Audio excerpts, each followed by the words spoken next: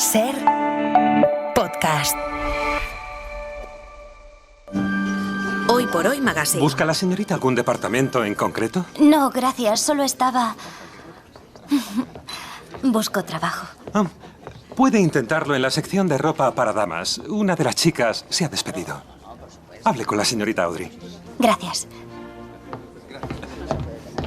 Cuando la señorita Audrey la mire por encima del hombro, recuerde esto, se afeita el labio superior. Ser podcast. Esta es una de las primeras escenas de The Paradise, también conocida en España como Galerías Paradise.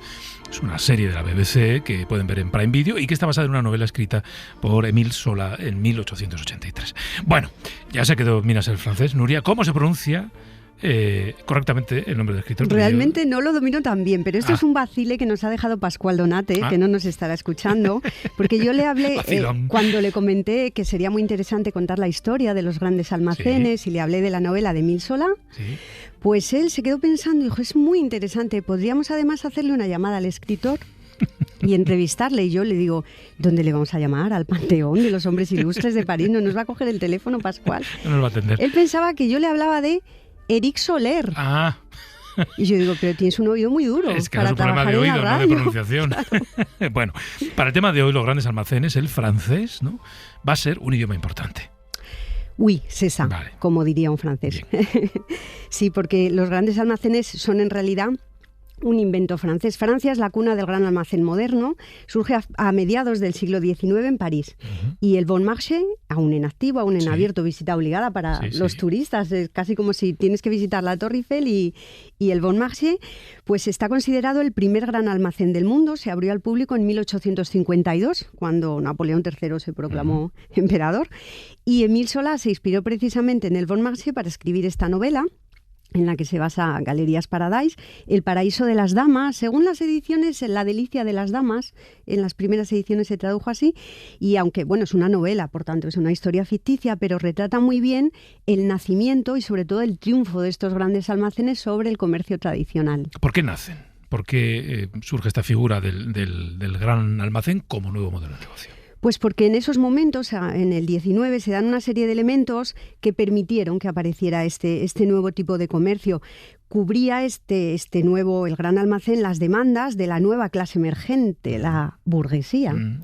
Y está por una parte también que las ciudades crecen mucho en estos momentos, la urbanización, pero tenemos también la producción en masa, gracias al sistema fabril y a los nuevos medios de transporte que transportaban de un lugar a otro las mercancías desde las fábricas.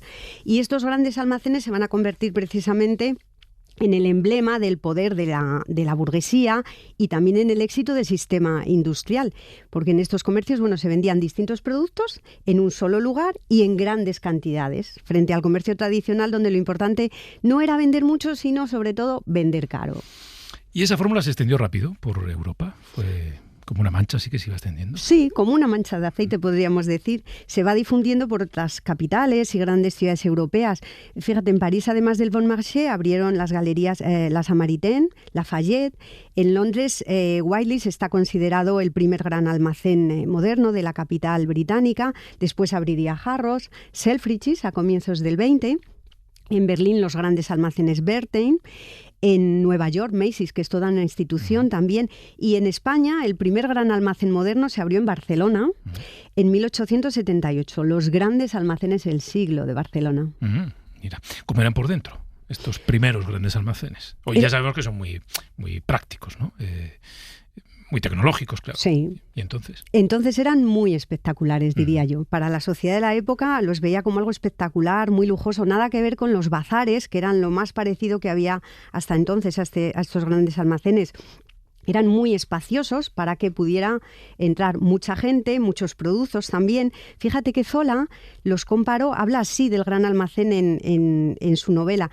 Habla del gran almacén como una catedral. Dice que es la catedral del comercio moderno. Lo que pasa que allí la gente no iba a rezar, iba a consumir, a comprar, porque al final Zola lo que retrata es la emergencia de la nueva sociedad de consumo. ¿Sus primeros trabajadores eran sobre todo mujeres? Sí, el Bon Marché es el primero que empieza a contratar. Los dependientes de comercio siempre ha habido sobre todo dependiente masculino, pero el Bon Marché empieza a contratar sobre todo mujeres para atender a quien era también su principal clientela, que era el público femenino. y se crea la figura de la dependienta, que es casi una figura social. Y es muy interesante también sobre estas trabajadoras que son independientes porque tienen su propio salario, estas mujeres en esta época, porque llevaban uniforme. Como se ve en Galerías Paradise, llevaban un vestido de seda negro y así la retrató a una dependienta, Jean Tissot, en un cuadro que se titula así, La dependienta. Así que tienen también su historia en la novela, en el mundo de la pintura, los grandes almacenes. Claro, hubo también, entiendo, que cambios en la manera de vender, ¿no? Digamos, si aparece un nuevo contenedor de la venta, habrá que vender de otra manera. Ellos inventan las nuevas técnicas de venta que las van implantando y que hoy nos parecen pues, de lo más común, lo más habitual. Primero tenían entrada libre. Tú entrabas y no había ningún compromiso de llevarte nada de la tienda obligatoriamente. Claro, revolucionario, sí. Tenían también el precio fijo en las mercancías. Se acaba el regateo, que sale en muchas novelas del siglo XIX españolas, en las novelas de Galdós. También era muy interesante que los productos podían estar al alcance de la mano de la gente, podía tocarlos, no estaban guardados en arcones o se los tenías que pedir al dependiente. Y claro, tocar también los artículos hace que se despierte el deseo, ¿no? El estímulo de adquirirlos. Y además se mostraban de manera muy teatral, muy espectacular. Y como digo, además del precio fijo, pues se elimina también el fiado. El fiar, hay que pagar al contado. Pero eso sí, implementan la venta a crédito para aquellos productos que eran de mayor valor, por ejemplo, muebles. Se pueden pagar en plazos. Déjame que saludemos a David Molinero, que lleva mucho tiempo, casi 30 años, trabajando en promotoras de centros comerciales, es cofundador de la consultora David John. David Molinero, muy buenos días. Buenos días. Bueno, porque estamos hablando del origen de estos centros comerciales o de los grandes almacenes, ¿no? Que digamos serían los precursores de los centros comerciales, y queríamos hablar de las tendencias de ahora mismo. David, cuando se trata de diseñar un proyecto ahora, de un nuevo centro comercial, ¿no? ¿Cuál es la tendencia? ¿Qué es lo que ahora se lleva más? Bueno, pues como decía Sole y bien habéis dicho, ahora lo que se lleva más es crear esas catedrales o transformar esas galerías o pequeños centros comerciales en esos catedrales de compra donde el cliente puede pasar el mayor tiempo posible y puede comprar absolutamente de todo y disfrutar también del ocio. Claro, o sea que eso es un poco lo que se lleva, esa es un poco la tendencia. Y en ese sentido entiendo que por tanto tiene que haber variedad y tamaño, porque para poder pasar mucho rato y tener, digamos, muchas tiendas tienen que ser grandes.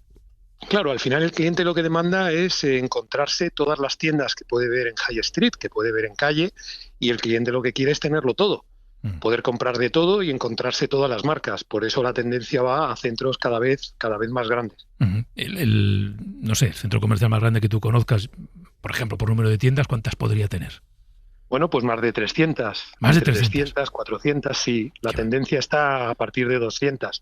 180 tiendas ya se considera un centro grande, con una SBA, con una superficie bruta alquilable de más de 60.000, 70.000, 80.000 metros. Claro. Yo recuerdo, y supongo que esto era así, no es que sea un recuerdo mío, que cuando empezaron a popularizarse los centros comerciales, quizás no en ciudades grandes, en ciudades a lo mejor pequeñas como la mía, básicamente era un supermercado que ocupaba como el 90% de la superficie, ¿no? Y luego una galería comercial en la que había pues un puñadito de comercios. Antes era así. Antes era así, ahora la evolución ha sido que no solamente el supermercado o el hipermercado es el ancla de esa galería o de ese centro comercial, sino que la locomotora ya lo es todo, ya es el tenant mix, la mezcla comercial que tenga el propio centro comercial, pero el origen y el inicio fue esa pequeña galería con un pequeño número de tiendas, fue evolucionando, fue ampliando, cada vez fueron introduciéndose más tiendas hasta lo que es ahora un gran centro comercial. Y hablabas del ocio. También es verdad que antes, en los primeros centros comerciales que empiezan a crecer, el ocio casi quedaba reducido a que hubiera, por ejemplo, cine. Bueno, ya alguna cafetería, algún bar, algún restaurante. Ahora el ocio abarca otras muchas cosas más. Sí, ahora cada vez se tiene más en cuenta el mayor número de locales de restauración, así como otros conceptos diferentes, como pueden ser boleras o como pueden ser nuevos conceptos de ocio que están saliendo y que se están implementando en los centros comerciales aparte del cine. Claro. ¿Cuántas horas se pasa de media alguien en un centro comercial? Bueno, pues al final el dueño del centro comercial lo que quiere es que la gente se tire muchísimo tiempo, que pueda estar más de 3-4 horas en el centro comercial, pueda comprar, pueda ir al cine. Y esa es un poco la idea y la tendencia. ¿Tú cuando vas de turismo, David, visitas, por gusto digo, centros comerciales? Sí, mi mujer lo sabe y mi familia también, que yo cada vez que voy de turismo siempre tengo un ojo para las tiendas y para los centros comerciales. Allá donde voy de turismo siempre visito el centro comercial. Vaya que vas. ¿Dónde están los más espectaculares? Bueno, pues hay espectaculares en Europa, en Asia y lógicamente en Estados Unidos, pero los más espectaculares a día de hoy, China lo hace muy bien, lo está haciendo muy bien. Mira que lo sospechaba. Que claro, si se trata a veces de tamaño, pues en China las cosas suelen ser especialmente grandes. Bueno, pues David Molino, el cofundador de la consultora David & Jo, muchas gracias por habernos atendido esta mañana. A vosotros. Gracias, hasta luego. Estábamos repasando la historia de los grandes almacenes, que no es lo mismo que los centros comerciales, ¿no? Y yo me he quedado con la pregunta, con las ganas de hacerte, trasladarte una pregunta. Sí, todo lo que hoy vemos en un gran almacén ya estaba inventado, porque empezaba a tener esa sensación en el siglo XIX. Yo creo que gran parte, bueno, no voy a decir todo, no quiero ser categórica, pero creo que sí. Mira, los grandes almacenes también inventan la venta por catálogo. Es decir, que su radio de acción no solo cubre donde está el edificio, sino que podían llegar a todo un país. Es que el Bon Marché podía enviar más de 1 millón de catálogos por temporada a finales del XIX. Crean además un calendario comercial. Esto que nos decía David de tener atrapada a la gente allí en el centro comercial, pero también todo el año. El calendario comercial cubría, pues, como digo, todos los meses del año. El mes de la ropa blanca. Ya. O el mes blanco, las rebajas de temporada de invierno y de verano para, digamos, cambiar el stock. La temporada, el mes de campo y playa, que era en junio, la venta especial de juguetes en Navidad. Daban también regalitos a los clientes. A veces para los niños les regalaban un juguete, un globo, así pues los niños querían que le llevaran las mamás y las mamás acabarían comprando seguramente alguna cosa. Esto es lo que pensaban, ¿no? Los dueños. Otra forma de atraer al público a los establecimientos antes de que hubiera, por ejemplo, cine en los centros comerciales, pues organizaban otro tipo de eventos, presentaciones de colecciones de moda.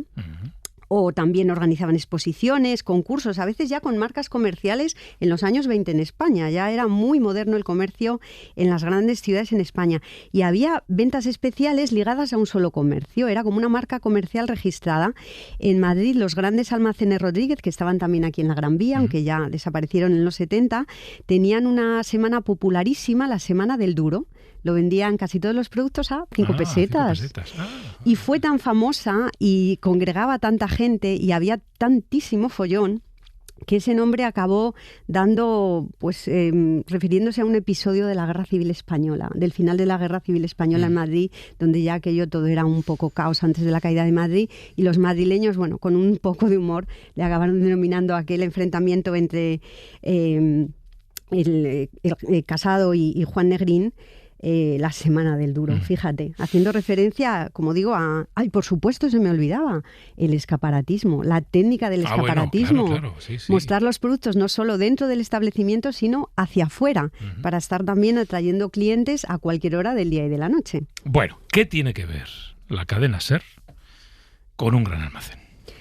Pues tiene que ver muchísimo, porque mira, cuando se inaugura el que pasa por ser el primer gran almacén moderno de Madrid, los Madrid-París, que los mencionabas antes, pues en el mismo edificio se va a establecer Unión Radio, que es el origen de la cadena SER. Así que en este edificio, que todavía existe y además es uno de los más bonitos de la Gran Vía, es verdad, fue un diseño de un arquitecto francés, de la sociedad que creo que era de capital francés, que creó Madrid-París, pues en este edificio se concentró toda la modernidad de los años 20. Los grandes almacenes, la emergente cultura de consumo y la radiodifusión. Si hasta te he traído una imagen de lo espectacular que era Madrid-París. Tenía dos antenas gigantescas, fue toda una atracción. Bueno, tanto Madrid-París como la cadena SER, Unión Radio, fueron inauguradas por el rey Alfonso XIII. En el caso de Madrid-París, pues a comienzos de enero de 1924, con una gran campaña publicitaria, además, de las que denominamos de expectación. Madrid-París aparece también en una novela del escritor Masao, en la calle Valverde. Los grandes almacenes aparecen mucho en la historia de la literatura. Y mencionabas antes también otro comercio que estuvo en este edificio, SEPU. Sí, yo del SEPU me acuerdo. El acrónimo Sociedad Española de Precios Únicos. Y es también muy moderno, porque a Madrid-París le afectó mucho la crisis del 29, la crisis económica de los años 30. Cierran sus puertas en 1934 y abren su lugar en una parte del edificio este comercio, SEPU, con su famoso eslogan: No sé si lo recuerdas. Quien no. calcula, compra en Sepu. Ah, bueno, sí. Ahora que lo has dicho, sí. Es Y verdad, también es verdad. muy moderno Sepu, porque estaba inspirado en un modelo de comercio en la cadena norteamericana Walmart, que era una especie de todo a 100 de la época. Eran productos siempre muy baratos y era como una especie de tienda muy popular y muy asequible para todo el mundo. Y bueno, después cerró, pero ese mismo año, 1934, abrió también en Madrid, un poquito más lejos de donde estamos, Sederías Carretas, en la calle Carretas, que fue el origen de Galerías Preciados. Ah, yo cuando vine a vivir a Madrid todavía existía Galerías Preciados. Claro, en el luego edificio fue de Callao. Claro, fue absorbido, pero empezaron en la calle Carretas, como Sederías Carretas, en el año 34. Fueron luego comprados por el Corte Inglés. En el que hacía esquina y las Galerías Preciados hacía, bueno, donde ahora hay un Corte Inglés, efectivamente. Fíjate, qué historias, que no queda nada de tiempo. Di lo que tengas que decir. Bueno, pues casi nos tenemos que despedir en esta temporada, por lo menos. Sí. Muchas gracias, Nuria, por habernos ayudado a conocer las historias de las cosicas o de los espacios. La verdad que he disfrutado mucho. Es verdad que hemos viajado también a 2 lugares, pero bueno, los grandes almacenes es un lugar también donde se venden muchas cosas. Así que es también un poco historia de las cosas. Sí, está claro. Vamos a poner esta canción, que es una maravilla, Los trenes de Toser.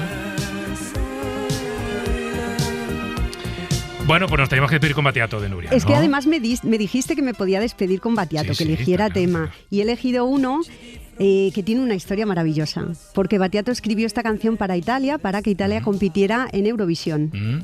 Una gran injusticia, quedó en el 5º puesto. No ganó, tendría que haber ganado. Esta composición es extraordinaria.